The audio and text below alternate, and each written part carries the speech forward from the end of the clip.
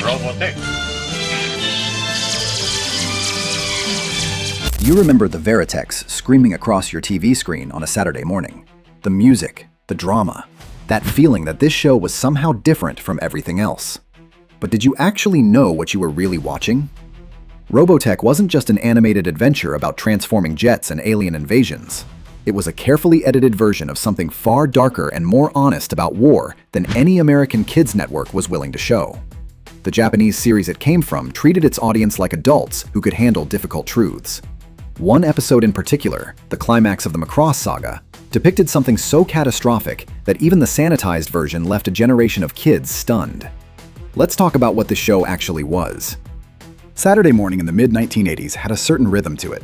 You had your cereal bowl balanced somewhere precarious, your cartoon block lined up, and a general understanding that the heroes would mostly be fine by next week. Robotech fit perfectly into that comfortable world, at least on the surface. Giant transforming fighter jets, an alien invasion, a love triangle threading through the chaos. Networks and parents saw a flashy sci-fi adventure aimed at kids who'd grown up loving Star Wars and Star Blazers.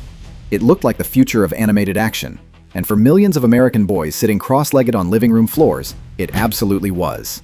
Nobody really stopped to check what was underneath. Don't worry about a thing, I've got a very good place in mind. I'm for whatever it is.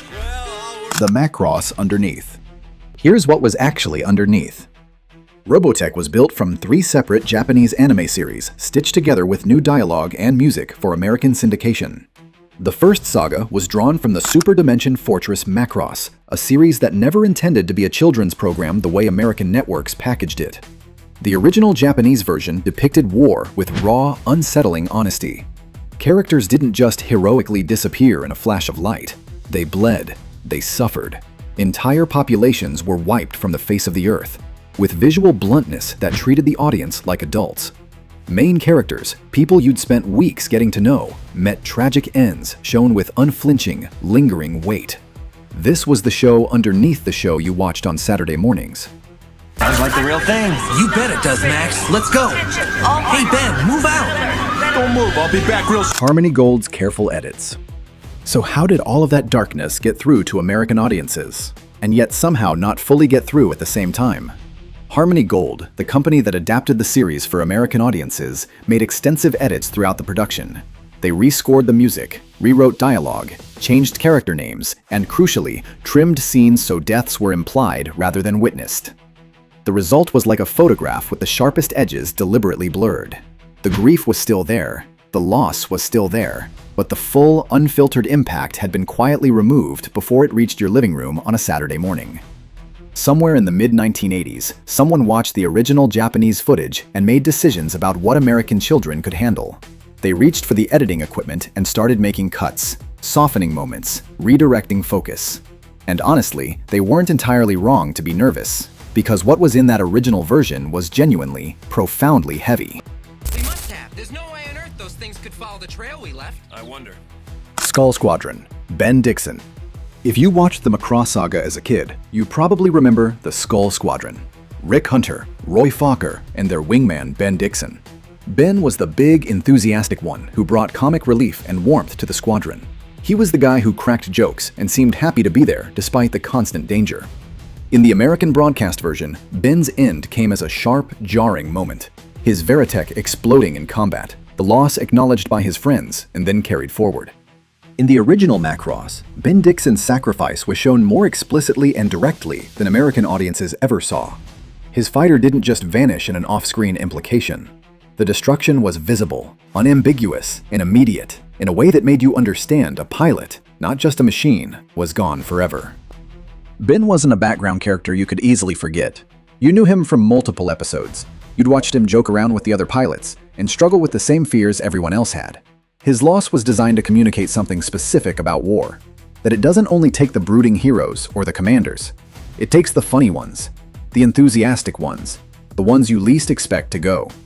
As a kid watching the American version, you absorbed this and kept watching because the show moved forward. As an adult revisiting the original, you realize it was making a deliberate, painful point. War isn't selective about personality type. It doesn't spare the ones who make you laugh. The show knew that truth deeply. Skull Squadron, emergency! Skull Squadron, Roy Fokker. Roy Fokker was the definition of cool in a way that landed for kids watching in the 1980s. The ace pilot with the confident swagger, the older brother figure who seemed unshakable, the man Rick Hunter looked up to more than anyone else. When the broadcast version of Robotech showed Roy's passing, it was framed within a combat context and arrived with enough weight to be memorable. It stuck with you in a way cartoon deaths usually didn't. But if you think back, you might remember feeling like something was slightly unresolved about it. In the original Macross, Roy Fokker's death from internal injuries was depicted as more drawn out, more physically consequential, more honest about what those combat wounds actually meant. This wasn't a clean, heroic fade. It was the lingering aftermath of combat damage, a man dealing with something that couldn't be fixed in time. Roy's death in the original version wasn't about spectacle. It was about consequence. The idea that a pilot could survive a dogfight only to not survive what that fight did to his body is a distinctly adult kind of tragedy. The edited version preserved the emotional loss, but softened the brutal honesty of how that loss arrived. Now you understand why Roy's death hit so differently. I happen to know a way to get us more food than we'll know what to do with. The authority figures: Global, Claudia, Hayes. Admiral Global was the steady hand throughout the Macross saga, the conscience of the SDF-1 who made impossible decisions and carried the weight of humanity's survival on his shoulders. Claudia Grant was the calm presence in every storm on that bridge, competent and warm and essential to the crew's functioning. Admiral Hayes, Lisa Hayes' father, represented the institutional backbone of humanity's defense and the complicated family dynamics that added emotional depth to Lisa's character. In the American version, these characters were confirmed gone in the chaos of the Zentradi assault. Their absence was acknowledged with appropriate gravity. The grief felt by the surviving characters was real and affecting. But the broadcast version kept a certain narrative distance from their final moments. In the original Macross, the destruction of the SDF-1's bridge during the Zentradi Grand Fleet's assault was shown with considerably less ambiguity. The chaos, the violence of that destruction, the explicit nature of what happened to the people aboard, it left very little to the imagination. These weren't characters who disappeared. They were consumed by the overwhelming violence of a battle that humanity was, in that terrible moment, losing catastrophically. These were the adults, the authority figures. In most American children's television of that era, adults didn't die on screen in any meaningful way. Or if they did, it was distant and symbolic. The original version treated Global and Claudia with a kind of brutal respect, showing that their bravery and competence and decades of experience were not enough to save them when the violence reached a certain scale. War doesn't care about rank or experience or how many people are counting on you. What it meant for a 10-year-old to process losing those characters, the ones who were supposed to keep everyone safe, is worth sitting with for a moment. The unedited version was saying something important, that heroism and sacrifice are real and irreversible, and sometimes don't get clean endings. Calm down. I have a plan that might help us to get out of this trap. Blood on the cutting room floor.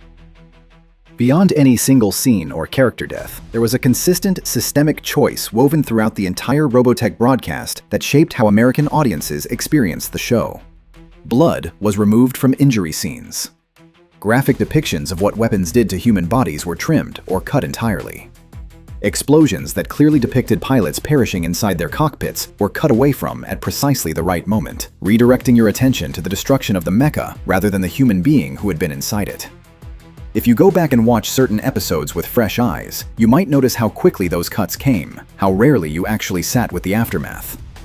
Throughout the original Macross, the human cost of combat was shown with a regularity and specificity that the American version consistently, methodically softened at every opportunity. These weren't isolated edits made to remove one or two particularly graphic moments. This was a philosophy of revision. The idea that American children could handle the emotional weight of war storytelling, could process grief and loss and sacrifice, but shouldn't have to witness the physical reality that caused those emotions. The cumulative effect of those systematic edits was significant and lasting. You got the grief without the visceral cause. You got the loss without the full weight of what had been lost. The feeling was there, but something was missing that you couldn't quite name. Something about Robotech always felt heavier than it should have for a Saturday morning cartoon. Even half the darkness was enough to make it stick with you for decades. There finally came a time when we were able to launch a counterattack on the enemy from deep within the ice fields of Saturn. Dolza's Grand Fleet arrives. You want to talk about the moment that permanently separated Robotech from every other animated series of its era? It's the climax of the Macross saga. Dolza's Grand Fleet, hundreds of thousands of warships, arrives at Earth and begins an assault of incomprehensible scale. They weren't just attacking the SDF-1 or the military forces defending Earth. They were attacking everything. Every city, every continent, every person who had the misfortune of being on the planet when the fleet arrived. In Macross, the devastation of Earth by the Zentradi Grand Fleet was depicted with a visual and emotional scope that was, frankly, unprecedented for animation at the time and remains striking today. Cities vaporized in seconds, entire populations erased without ceremony or dramatic pause. The planet itself was scarred into something barely recognizable, transformed from a blue marble into a wounded, burning world. The original version didn't look away from what it meant for billions of human beings to simply cease to exist. This wasn't a battle with winners and losers and heroes making dramatic last stands. This was an extinction-level event, depicted with the grim seriousness it deserved, asking the audience to comprehend a scale of loss that most fiction, let alone animation, doesn't attempt. Yes, we should be heading from the cloning chamber. Lord Retime, we have a transmission from Commander Ozonian. The darkest moment in children's animation. This is arguably the darkest scene in the history of American children's animation, and most kids didn't even fully realize what they were watching at the time.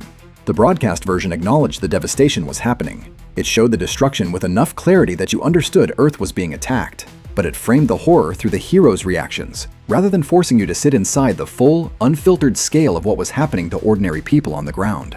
The original Macross made you look directly at it without that protective framing. The unedited version was telling a generation of young viewers something profound and uncomfortable. That even with the best technology humanity could develop, even with the bravest pilots flying the most advanced fighters, even with the greatest sacrifice from the people defending Earth, the world could still be almost completely destroyed. Victory, if it came at all, would come at a cost so enormous that winning would barely feel like the right word for what remained afterward. That wasn't a cartoon lesson designed to sell toys and move the plot forward. That was a real lesson about the nature of war and loss and survival.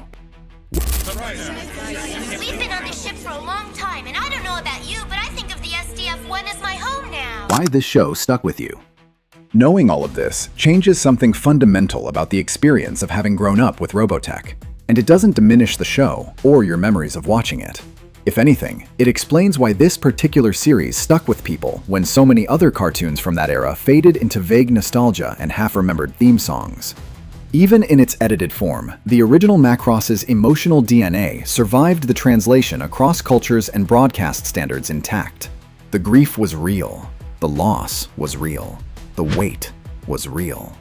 American kids absorbed all of that without a full explanation of why it felt the way it did, without understanding that they were watching a filtered version of something even more powerful underneath.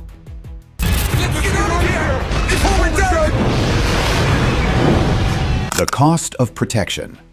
The censorship tells you something specific about the era and what adults in the 1980s believed about young audiences. This was a broadcast landscape that had decided, as a matter of policy, that children needed their darkness filtered, given to them in careful doses, with the sharpest edges removed so nobody got hurt. It wasn't malicious or cynical. It was, in its way, protective, coming from a genuine belief that kids shouldn't have to see certain things before they were ready. But protective choices always have a cost, and what the sanitized version lost was the full argument the original Macross was making. That war is not a backdrop for heroism. It is the destroyer of everything you love. And sometimes billions of people pay the price for conflicts they never asked to be part. All right, we'll start the operation immediately. Lieutenant Hayes is on the base. Tell her to find the furnace controls and turn them on. What survived the cuts? What's remarkable is how much survived the editing process anyway. The death still landed. The grief still resonated with audiences who had no idea what had been removed. A generation of American kids sat with a quietly shattered feeling after certain episodes of Robotech without being able to fully articulate why they felt that way or what made this show different from everything else. The answer, it turns out, was always there, just slightly out of frame in the version they didn't show you. We beat them before and we'll beat them again. I'm almost certain headquarters must be aware of what's going on. The full picture. So here's the full picture of what Robotech actually was. It wasn't just an animated adventure that happened to have some sad moments scattered throughout. It was a carefully edited window into a Japanese series that was, at its core, one of the most unflinching war narratives in animation history. Characters you loved met tragic ends that were more brutal and honest than anything you were permitted to fully see on American television. And one episode depicted the near destruction of the entire human race with a scope and weight that animation had simply never attempted before. They tried to protect you from the full version of this story, and whether that was the right call is genuinely worth thinking about. The question I'd love to hear your thoughts on in the comments is whether that protection made Robotech better as a viewing experience, more accessible, more palatable, more appropriate for its audience, or whether it quietly robbed you of something important that you never knew was missing. Because the darkness was always there underneath the surface. You felt it every single time you watched. You just didn't know exactly where it was coming from, or how much more there was in the version you never saw. Which of these moments hit you hardest when you first watched? And how does knowing the full story change how you think about them now? I'd genuinely love to hear your memories and reactions in the comments. And if you want more explorations like this, the shows you loved as a kid and the versions that existed before they reached your screen, subscribe and stick around. There's a lot more to uncover.